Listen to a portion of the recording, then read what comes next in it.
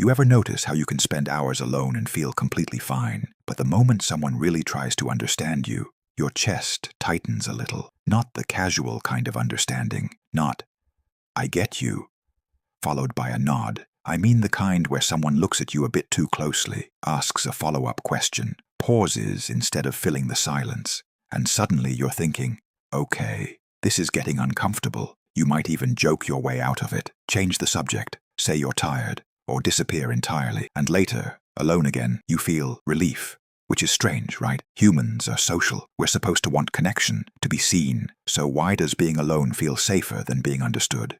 The answer isn't simple. It's layered, quiet, and it usually hides behind habits that look completely normal from the outside.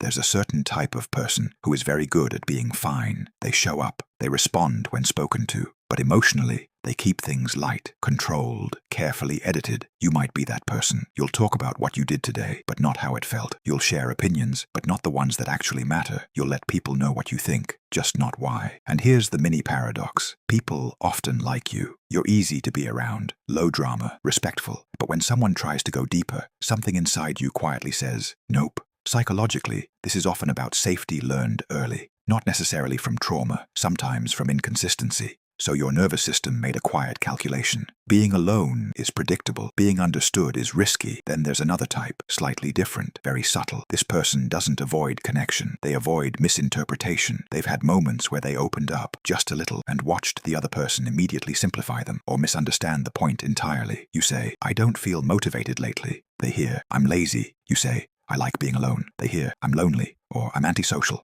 After a few of these moments, you start to think, explaining myself takes more energy than it's worth, so you stop trying. Alone, there's no translation required, no correction. You don't have to clarify your tone or explain your silence. Solitude becomes the only place where you're fully intact. Then there's the person who is deeply introspective, but slow. They don't process emotions in real time. They process them later, sometimes days later. In conversations, when someone asks, how did that make you feel? Their brain goes blank, not because they don't feel anything, but because their feelings don't arrive on schedule. So being understood feels like pressure. Pressure to know yourself instantly, to articulate something that hasn't settled yet. Alone, there's time. Time to circle thoughts, to sit with contradictions, to change your mind quietly. And if someone understands you too quickly, before you even understand yourself, it feels invasive, like someone skipping ahead in a book you're still reading. Then there's the people who learn to be self-contained. They're the ones who figured things out on their own. They didn't have much emotional backup, so they became their own support system. From the outside, they look unbothered, grounded, even confident. But underneath, there's a belief that runs deep. If I let someone really see me, I might lose control. Control of the relationship. Control of how much they can affect you. Being alone means no one can disappoint you. No one can leave. No one can misunderstand something you never said. Safety through self-sufficiency.